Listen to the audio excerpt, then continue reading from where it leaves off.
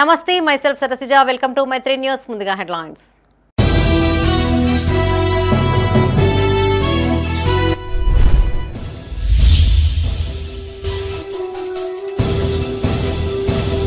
భూ సమస్యల పరిష్కారం కోసమే భూభారతి రైతులకు అవగాహన కల్పించిన మంత్రి పొన్నం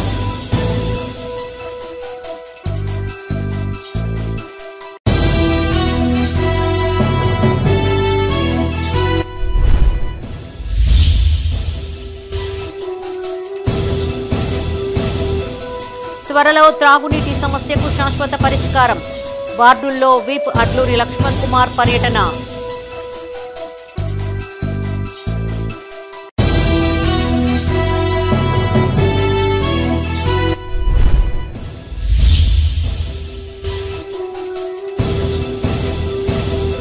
పేదలకు ఇందిరమ్మ ఇండ్లు మంజూరు చేయాలి రోడ్డుపై బైఠాయించి మహిళల ఆందోళన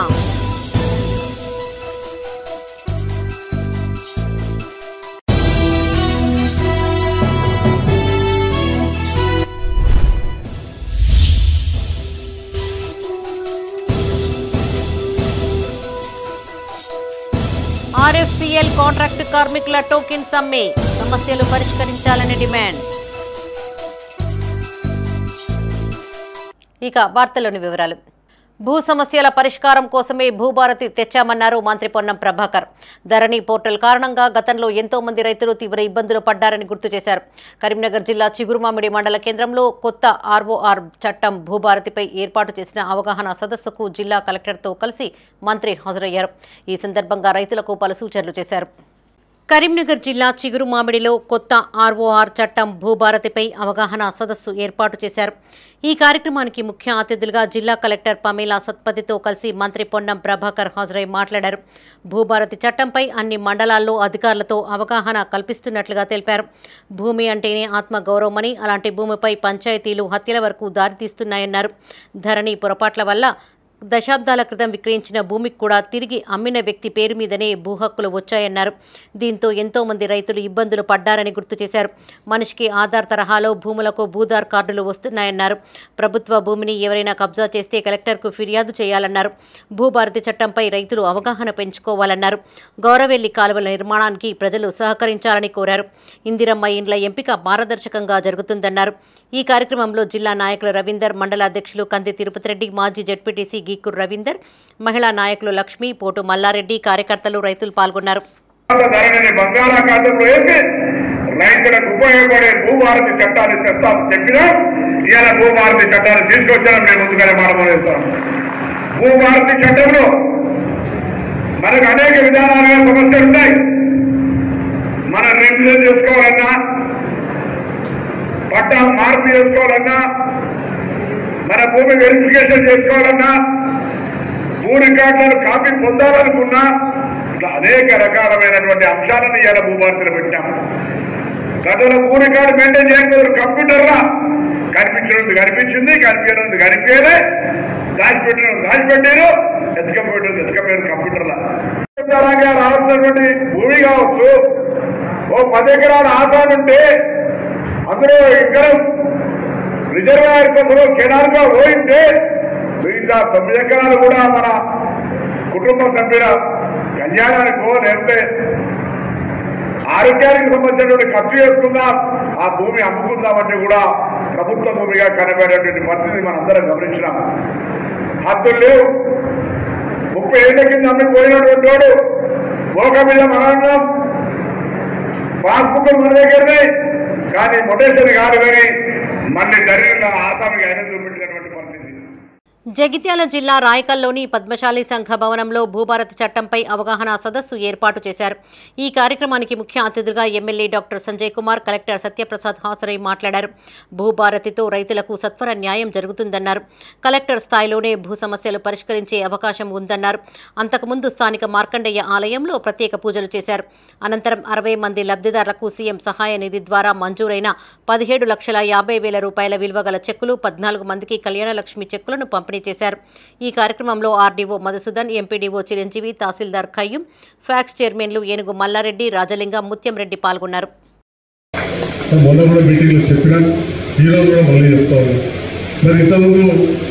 చెప్పినట్టు ఇంకొక మంచి అవకాశం ఉంది.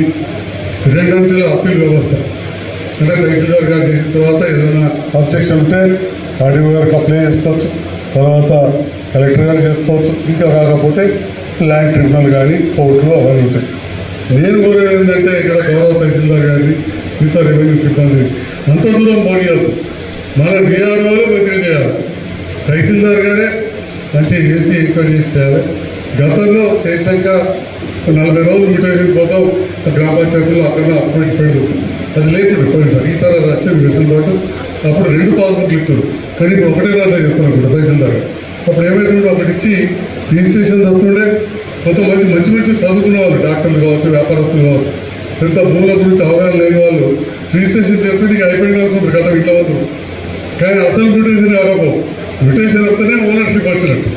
ఆ విషయం కూడా తెలియని చాలామంది నా దగ్గర వాళ్ళు ఉన్నారు, చాలామంది మ్యూటేషన్ చేసుకోవాల్సింది. సో ఆ రకంగా ఒకటే పాస్బుక్ ప్రాపర్గా గ్రౌండ్ లెవెల్లో ఆర్టీఓ లెవెల్ ఎంక్వైరీ అవుతుంది కాబట్టి ఆర్టీఓ లెవెల్ ఆఫీసులు ఇచ్చారు కాబట్టి ఆర్టీఓ లెవెల్లో ఎంక్వైరీ అయిన తర్వాత దాన్ని ప్రాపర్గా యాక్షన్ తీసుకోవడం జరుగుతుంది. ఎటువంటి ఇలాంటి ఇష్యూస్ ఏమైనా ఉన్నా కూడా మనం అన్ని కూడా సాల్వ్ చేసుకోబోతాం. తర్వాత మనకి ధరణి కానీ లేకపోతే భూభారతి కానీ ఓన్లీ అగ్రికల్చరల్ ల్యాండ్స్ డేటా మన దగ్గర ఉంది. గ్రామానికి సంబంధించి ఆబాదిలో కానీ గ్రామ కంఠంలో కానీ లేదా వేరే సంబంధించిన కన్వర్షన్ అయిన ల్యాండ్స్ కానీ అవన్నీ కూడా మనకి మన దీంట్లో లేవు. సో దానివల్ల మనకి రైతు భరోసా టైంలో కూడా ప్రతిసారి ఇబ్బందులు ఎదురవుతూ ఉన్నాయి. సో ఈ చట్టంలో కూడా ఓన్లీ రెవెన్యూ కాకుండా ఓన్లీ ఈ అగ్రికల్చరల్ ల్యాండ్స్ కాకుండా నాన్ అగ్రికల్చరల్ ల్యాండ్స్ అన్నింటినీ కూడా ప్రాపర్గా సర్వే చేసుకుని వాటికి కూడా మనకి ఏదైతే ఆధార్ కార్డులో ప్రతి ల్యాండ్ పార్సల్కి భూధార్ కార్డ్ అనేది ఇవ్వాలి అని ఈ గవర్నమెంట్ ఏదైతే డెసిషన్ తీసుకుందో ఓన్లీ అగ్రికల్చరల్ ల్యాండ్స్కి లిమిటెడ్ కాకుండా నాన్ అగ్రికల్చరల్ ల్యాండ్స్కి కానీ లేకపోతే నాలా కన్వర్షన్ అయిన ల్యాండ్స్కి కానీ లేకపోతే ఇంకేమైనా దీంట్లో ఉన్న అవన్నింటినీ కూడా ప్రాపర్గా ఎంక్వైరీ చేసుకొని ప్రాపర్గా కూడా భూధార్ కార్డ్ అనేది ఇవ్వబోతూ ఉన్నారు. దానికి సంబంధించి ప్రాపర్ రికార్డ్ కూడా ఆబాది కానీ గ్రామ కంఠంలో ఉన్నారు మనకు ప్రజలు ఎటువంటి రికార్డ్ ఉంటుంది మన గవర్నమెంట్ దగ్గర. ఆ రికార్డ్ కూడా ప్రాపర్గా కూడా మనం బిల్డ్ చేసుకోబోతూ ఉన్నాం. దానివల్ల ప్రాపర్గా మనకి సంబంధించిన ల్యాండ్కి సంబంధించిన డిసిషన్లు ఏమైనా తీసుకోవాలన్నా కూడా అది కూడా మనకి బాగా హెల్ప్ అవుతుంది. అండ్ ఇంకొక మోస్ట్ ఇంపార్టెంట్లీ మనం తీసుకొచ్చిన మార్పు కూడా ఒకప్పుడు ధరణి చట్టంలో పేపర్ టు పేపర్ రిజిస్ట్రేషన్, కాగితాల్లో నేను ఉన్నాను అంటే ఆ ల్యాండ్ కాస్ట్లో ఉన్నా లేకపోయినా గ్రౌండ్ లెవెల్లో ఏమున్నా ఏ కాంప్లికేషన్ ఉన్నా కూడా నేను స్లాట్ బుక్ చేసుకుని తహసీల్దార్ రిజిస్ట్రేషన్ చేయాల్సిందే అగ్రికల్చరల్ ల్యాండ్ అయితే. తాగునీటి సమస్యకు శాశ్వత పరిష్కారం చూపుతామన్నారు ప్రభుత్వ విప్ అడ్లూరి లక్ష్మణ్ కుమార్. 10 ఏళ్ల బీఆర్ఎస్ పాలనలో తాగునీటి సమస్యను ఏనాడో పట్టించుకున్న పాపాన పోలేదన్నారు. తలాపున గోదావరి ఉన్నా ప్రజలకు నీరు అందించడంలో గత పాలకులు విఫలమయ్యారని మండిపడ్డారు. జగిత్యాల జిల్లా ధర్మపురిలోని పలు వార్డుల్లో పర్యటించారు. ఈ సందర్భంగా అధికారులకు పలు సూచనలు చేశారు. జగిత్యాల జిల్లా ధర్మపురిలోని పలు వార్డుల్లో విప్ అడ్లూరి లక్ష్మణ్ కుమార్ పర్యటించారు. ఈ సందర్భంగా ఆయన మాట్లాడుతూ తాగునీటి ఎద్దడి లేకుండా తగిన చర్యలు తీసుకోవాలని అధికారులను ఆదేశించారు. ఇబ్బందులు ఉన్న చోట బోర్వెల్స్ వేస్తున్నామని చెప్పారు. రాష్ట్రంలో 10 ఏళ్ల పాటు బీఆర్ఎస్ రాక్షస పాలన కొనసాగిందని విమర్శించారు. ధర్మపురి క్షేత్రానికి వచ్చే భక్తులు గోదావరి నదిలో పుణ్యస్నానాలు చేసేందుకు ఇబ్బందులు పడుతున్నారన్నారు. నదిలో మురుగునీరు కలవకుండా 17 కోట్ల వ్యయంతో సీనరేజీ ట్రీట్మెంట్ ప్లాంట్ ఏర్పాటు చేసే విషయాన్ని సీఎం రేవంత్ రెడ్డి దృష్టికి తీసుకువెళ్లినట్లు తెలిపారు. సీఎం సానుకూలంగా స్పందించారన్నారు. ఆర్థిక పరమైన ఇబ్బందులు ఉన్నప్పటికీ అభివృద్ధి విషయంలో వెనక్కి తగ్గేది లేదన్నారు. చింతామణి చెరువు వాకింగ్ ట్రాక్ వద్ద లైటింగ్తో పాటు ఓపెన్ జిమ్ ఏర్పాటు చేయాలని స్థానికులు విప్ దృష్టికి తీసుకువెళ్లగా సానుకూలంగా స్పందించారు. ఈ కార్యక్రమంలో మున్సిపల్ కమిషనర్, కాంగ్రెస్ పార్టీ నాయకులు, కార్యకర్తలు పాల్గొన్నారు. నియోజకవర్గానికి ధర్మపురి మున్సిపాలిటీ దైవక్షేత్రం, పవిత్రమైన గోదావరిలో శ్రీ తీరాన శ్రీ లక్ష్మీనరసింహస్వామి వెలిసినటువంటి దైవక్షేత్రం. ప్రపంచం మొత్తం ఈ దేవుడి దగ్గరకు వచ్చి దర్శనం చేసుకున్నటువంటి ప్రజలు ఇక్కడికి వస్తారు. ఇంత గొప్ప క్షేత్రంలో నీళ్ళకు సంబంధించిన విషయంలో ఇక్కడ ప్రజలు నీళ్ళకు ఇబ్బంది పడుతున్నారు అంటే గతంలో ప్రభుత్వం పనిచేసిన ప్రజాప్రతినిధులు తల ఉంచుకోవాలి. అరే నేను చెప్తున్నాను, నిన్న 30 నిమిషాలు ముఖ్యమంత్రి గారితో మాట్లాడినా. ముఖ్యమంత్రి గారు కూడా మాట చెప్పిన, సార్ నాకు సివరేజ్ సంబంధించిన గోదావరి, పవిత్రమైన గోదావరి పోతుంది. గతంలో అక్కడ ఉన్నటువంటి సివరేజ్ మొత్తం డైరెక్ట్ నేరుగా పవిత్ర గోదావరి పోతుంది. అక్కడ సివరేజ్ ప్లాంట్ కావాలంటే నేను 17 కోట్ల కోసం ప్రతిపాదన చేసి సంబంధించిన అధికారులు తక్షణమే చెప్పిన, సార్ నేను గత 4-5 సార్లు అడుగుతున్నా, నేను నాకు ఇమీడియట్ కావాలంటే ముఖ్యమంత్రి గారు ఆదేశించారు. ఆ విధంగా 2014 నుంచి 23 వరకు మొత్తం రాష్ట్ర బడ్జెట్ దోసుకొని రాక్షస పాలన చేసి రాచరిక పరిపాలన చేసినట్టు ప్రభుత్వము ఖాళీ బీరో అప్పచెప్పింది. కొంచెం పైసలు తక్కువ ఉన్నాయి, అందుబాటులో పైసలు బట్టి పని చేస్తా తప్ప పనిని చూసి మీ నాయకుడు ఎప్పుడు కూడా ఎన్నుకోకూడదు. పని ఎక్కడున్నా, ఇబ్బంది ఎక్కడున్నా, ఏ ప్రజలు ప్రశ్నించినా నేను శాసనసభ్యుగా నేనే బాధ్యత. నేను ఎవరి మీద నిందయ్యా. గతంలో డబ్బులు ఏదైతే ఖాళీ ఖజానా చెప్పినటువంటి గొప్ప పెద్దలు ఎవరైతే ఉన్నారో కూడా వాళ్ళు చేసినట్టు తప్పును ప్రజలకు చెప్తాను తప్ప ఖాళీ ఖజానా అయిందని పని చేయాలి. ఇప్పుడు నేను ఈ వాకింగ్ చేసుకోవడానికి లైట్స్ కావాలి. ఇందిరమ్మ ఇండ్ల జాబితాలో తమ పేర్లు రాలేదు అంటూ కరీంనగర్ జిల్లా ఇల్లందకుంట మండలం సిరిసేడు గ్రామంలో మహిళలు ఆందోళనకు దిగారు. వాటర్ ట్యాంక్ ఎక్కువ ప్రయత్నం చేయగా పోలీసులు వారిని అడ్డుకున్నారు. అధికార పార్టీ నాయకులకు సంబంధించిన వారి పేర్లు మాత్రమే జాబితాలో తెచ్చారని మహిళలు ఆరోపించారు.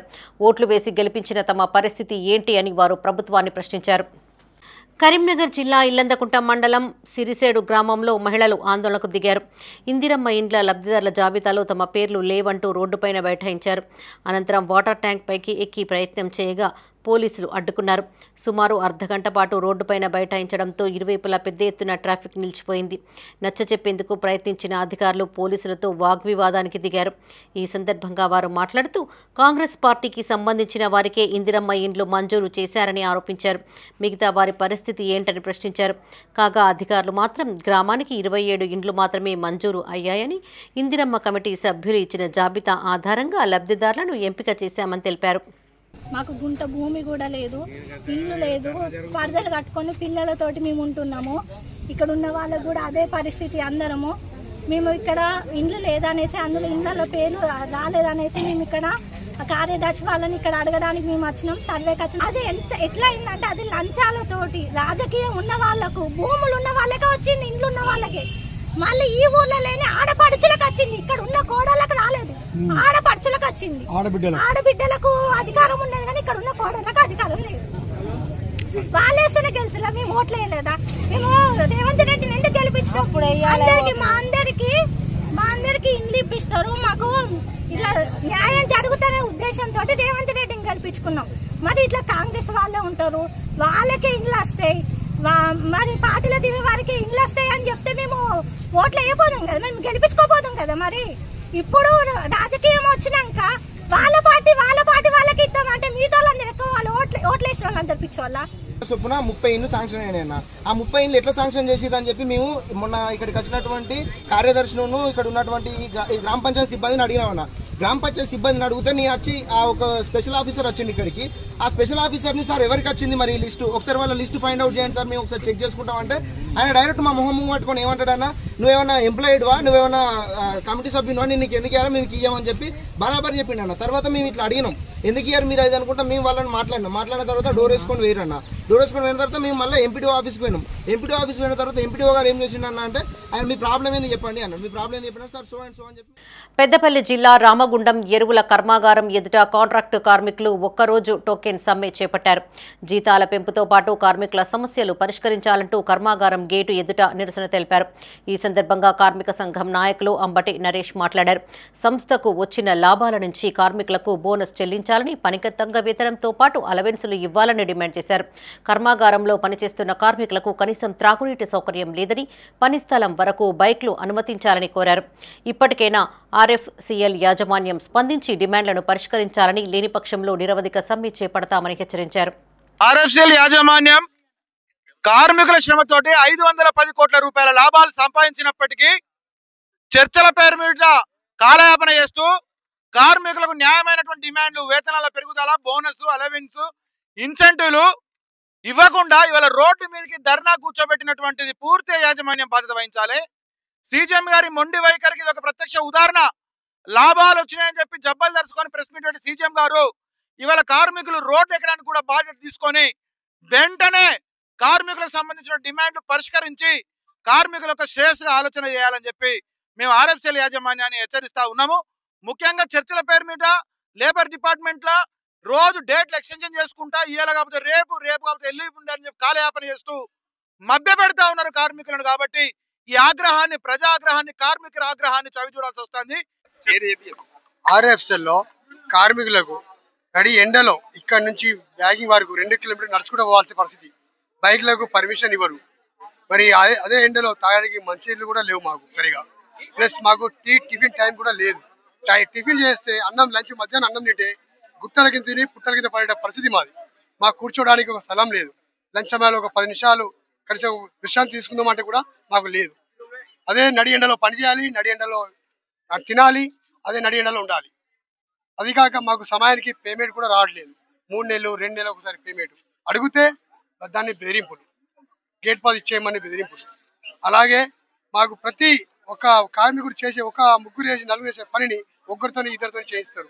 ఏమైనా అడిగితే ఒత్తిడి చేయాలి, మీరే సమయం లేదు, సందర్భం లేదు, ఏదైనా ఒత్తిడి, ఇది మాకు జరుగుతుంది. కాబట్టి మాకు అలవెన్స్ గురించి, పేమెంట్ల గురించి, అలాగే మాకు ఉండడానికి లంచ్లో కూర్చోడానికి ఒక స్థలాన్ని కేటాయించాలి. వేములవాడ రాజన్న క్షేత్రానికి భక్తులు పోటెత్తారు. వివిధ ప్రాంతాల నుంచి పెద్ద సంఖ్యలో తరలివచ్చిన భక్తులు తెల్లవారుజాము నుంచే ఆలయం ఎదుట క్యూలైన్లలో బారులు తీరారు. బద్దిపోచమ్మ తల్లికి బోనాలు సమర్పించి మొక్కులు చెల్లించుకున్నారు. రద్దీ దృష్ట్యా ఎలాంటి ఇబ్బందులు తలెత్తకుండా అధికారులు తగిన ఏర్పాట్లు చేశారు. రాజన్న సిరిసిల్ల జిల్లా వేములవాడ క్షేత్రంలోని బద్దిపోచమ్మ ఆలయం భక్తులతో కిటకిటలాడింది. ఆనవాయితీ ప్రకారం సోమవారం తమ ఇష్టదైవమైన రాజరాజేశ్వర స్వామిని దర్శించుకున్న వేలాది మంది భక్తులు మరుసటి రోజున బద్దిపోచమ్మ అమ్మవారిని దర్శించుకున్నారు. తెల్లవారుజామున్నే భక్తి శ్రద్ధలతో నైవేద్యం వండి భోజనం తయారు చేసి ఊరేగింపుగా ఆలయానికి చేరుకున్నారు. అమ్మవారికి బోనాలు సమర్పించి మొక్కులు చెల్లించుకున్నారు. భారీ సంఖ్యలో జనం తరలి రావడంతో క్యూలైన్లు క్రిక్కిరిసిపోయాయి. అమ్మవారి దర్శనానికి సుమారు గంటకు పైగా సమయం పట్టింది.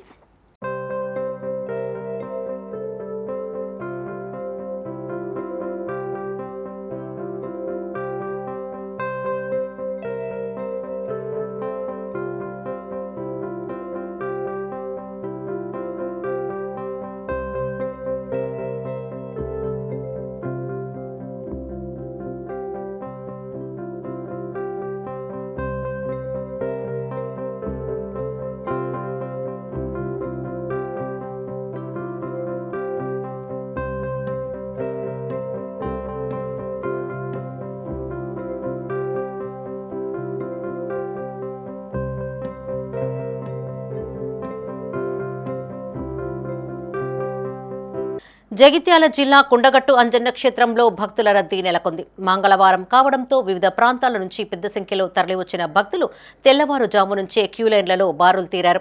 ఆంజనేయ స్వామిని దర్శించుకుని మొక్కులు చెల్లించుకున్నారు. వేసవి సెలవులు కావడంతో భారీ సంఖ్యలో భక్తులు తరలివచ్చినట్టు అధికారులు తెలిపారు. రద్దీ దృష్ట్యా ఎలాంటి ఇబ్బందులు తలెత్తకుండా అధికారులు తగిన ఏర్పాట్లు చేశారు.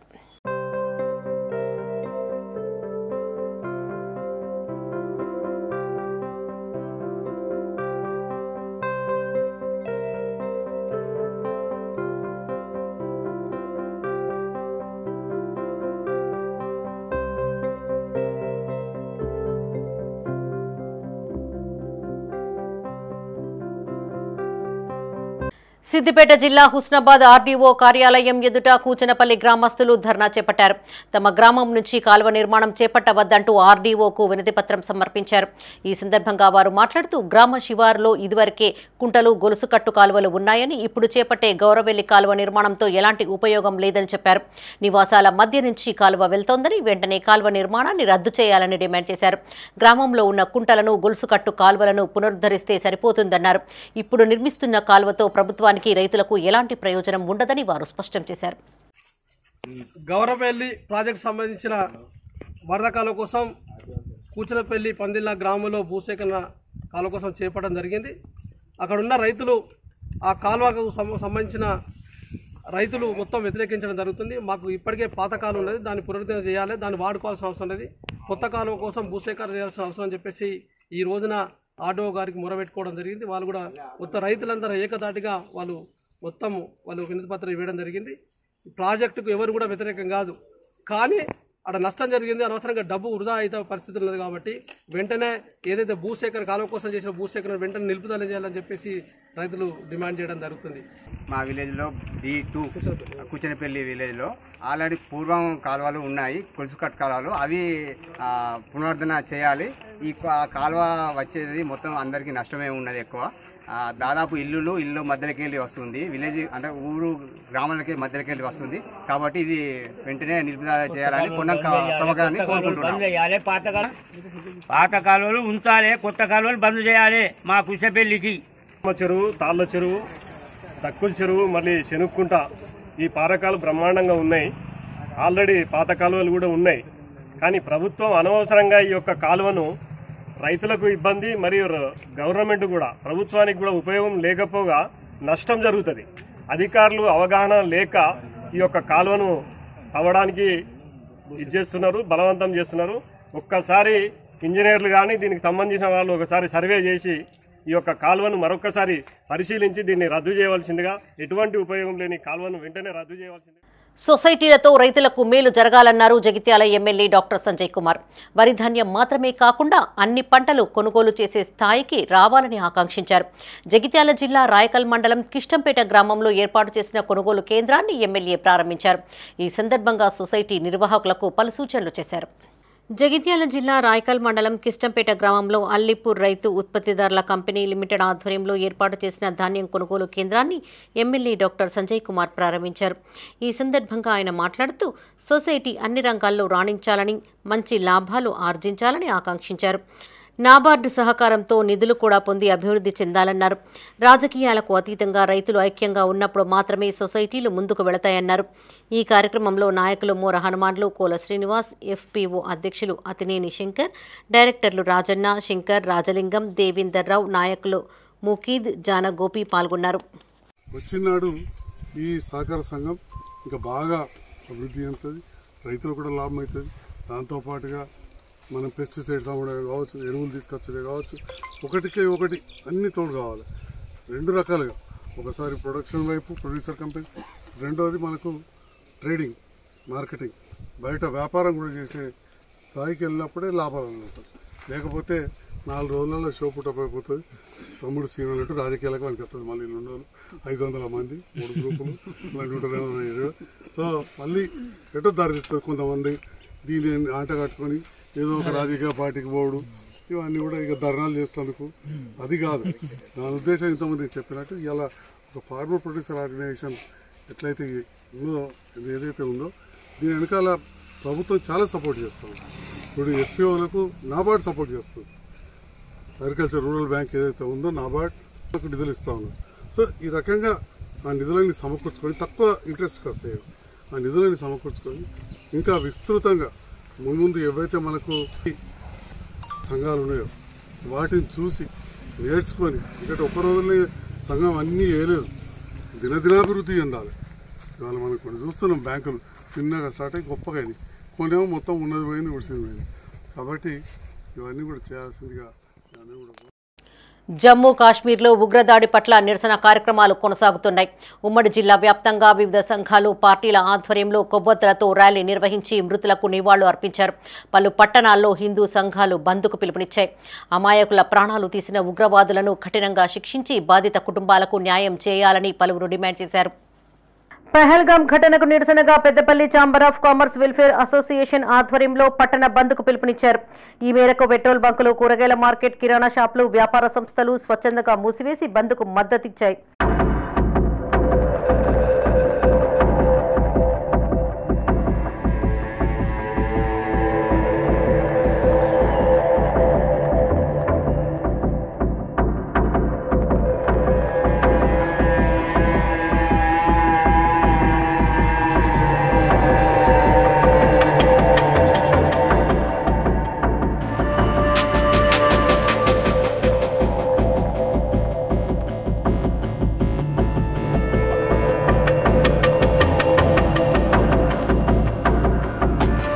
హిందూ సంఘాల పిలుపు మేరకు పెద్దపల్లి జిల్లా ఓదెల మండల కేంద్రంలో బంద్ చేపట్టారు. ఈ సందర్భంగా స్థానిక షాపులు, హోటళ్లు స్వచ్ఛందంగా మూసివేశారు.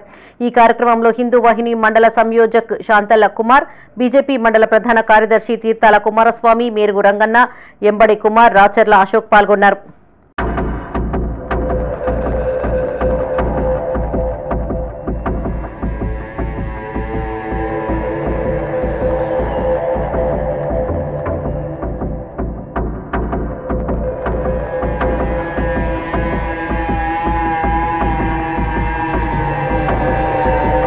Peddapalli ITI walkers association, resident teacher association ఆధ్వర్యంలో జిల్లా కేంద్రంలో కొవ్వొత్తులతో ర్యాలీ నిర్వహించి సంతాపం వ్యక్తం చేశారు.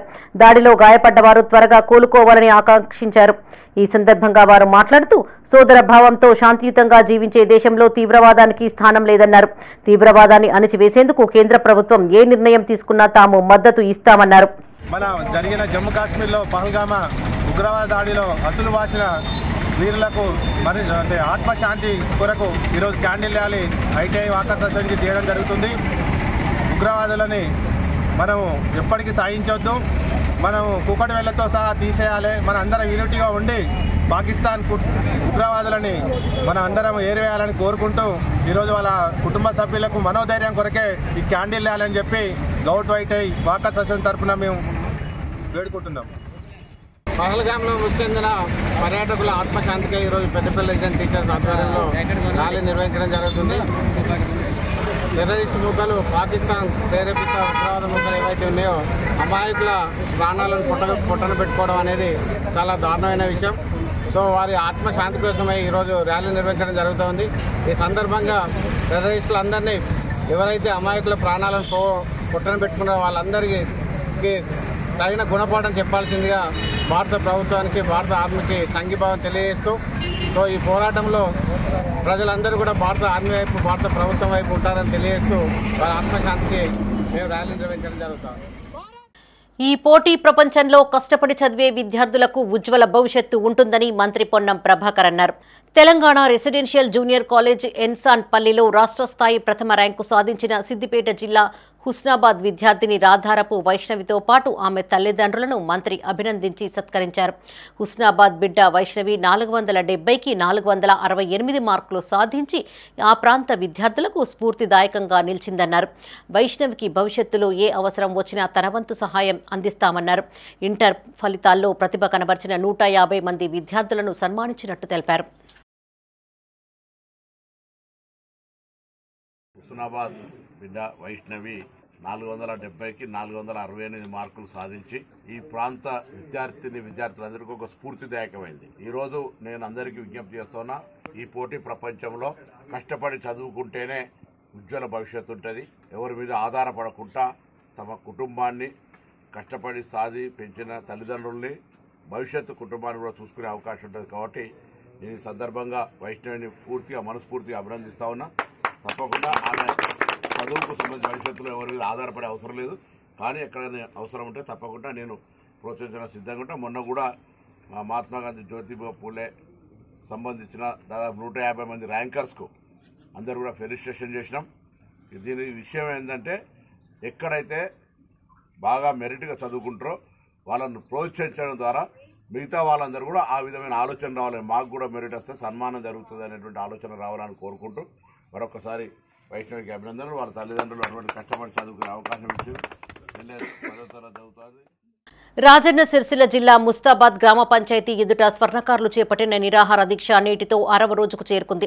వీరి దీక్షలకు వివిధ మండలాలకు చెందిన స్వర్ణకారులు మద్దతు తెలిపారు. ఈ సందర్భంగా వారు మాట్లాడుతూ మండలంలో కార్పొరేట్ జ్యువెలర్ షాప్ ఏర్పాటుకు అనుమతి ఇస్తే తమ కుటుంబాలు రోడ్డున పడతాయన్నారు. జ్యువెలరీ షాప్ లైసెన్స్ రద్దు చేయని పక్షంలో ఆందోళనలను ఉధృతం చేస్తామని హెచ్చరించారు. ఈ కార్యక్రమంలో మండల స్వర్ణకార సంఘం ప్రతినిధులు కృష్ణమూర్తి, సత్యనారాయణ, ముస్తాబాద్ పట్టణ అధ్యక్షులు శ్రీనివాస్, రాజు, రమణ పాల్గొన్నారు. స్వర్ణకార మండల పట్టణ సభ్యులందరూ చేస్తున్న రాజస్థాన్ జ్యువెలర్ షాప్కు వ్యతిరేకంగా వాళ్ళు పెట్టే షాప్కు నిరసనగా స్వర్ణకారుల పొట్టకొట్టే జ్యువెలర్ షాప్ అది. వెండి బంగారం తయారు చేసి అమ్మే షాపు. వాళ్ళు మేము కాదు, ఇది కాదు, అది కాదని చెప్తుండ్రు. వాళ్ళు వాస్తవంగా రాజస్థాన్ మార్వాడి. ఆ మార్వాడి అతను దుకాణం పెట్టే ముందు ఒక 25 రోజుల క్రితము బోర్డు పెట్టిండు ముందట. ఆ బోర్డు చూసి మా స్వర్ణకారులు అందరూ బెంబేలెత్తి ఆగమవుతాం, మన బతుకులు ఏంటిది, ఇక్కడికి వచ్చింది షాపు అని చెప్పి చక్కగా అందరం అలర్ట్ అయి బ్రహ్మంగారి టెంపుల్కి వెళ్ళి అక్కడ ఒక తీర్మానం చేసి ఆ తీర్మానం ప్రకారం వెంటనే మనకు ఎవరు రక్షణ ఉన్నారు, అధికారులు ఎవరు, గౌరవ ఎంఆర్ఓ గారు, గౌరవ ఎస్ఐ గారు అనుమతి ఇవ్వద్దని జీపీ ఈఓ గారికి మనం వినతి పత్రాలు ఇవ్వాలనుకున్నాం. అదే ఉద్దేశంగా తయారు చేసినాము, వచ్చినాం, అందరికి అధికారులకు ఇచ్చినాం, మా బాధ విన్నవించాము. సీనియర్ నాయకుడు, మన ప్రాంత నాయకుడు జరుగుతుంది, నెగ్లెక్ట్ జరుగుతుంది, అలసత్వం జరుగుతుంది.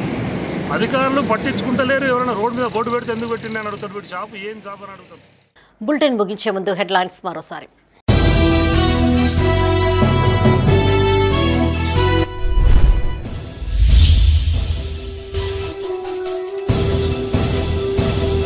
భూ సమస్యల పరిష్కారం కోసమే భూభారతి, రైతులకు అవగాహన కల్పించిన మంత్రి పొన్నం.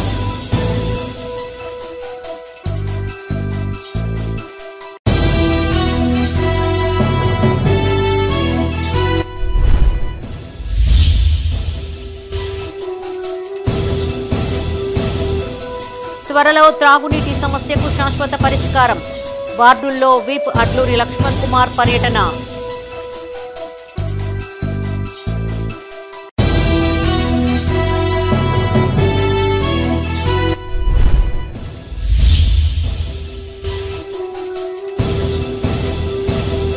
పేదలకు ఇందిరమ్మ ఇండ్లు మంజూరు చేయాలి. రోడ్డుపై బైఠాయించి మహిళల ఆందోళన.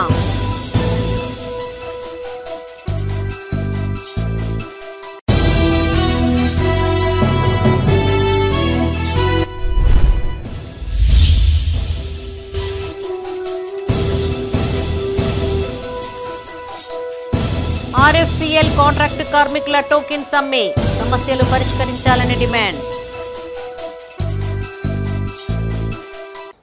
ఇవి ఈ బులెటిన్ విశేషాలు. మరిన్ని తాజా వార్తలతో మరో బులెటిన్లో మళ్ళీ కలుసుకుందాం. అప్డేట్స్ కోసం చూస్తూనే ఉండండి మైత్రి న్యూస్. మేము లోకల్, మా అడ్డా కరీంనగర్.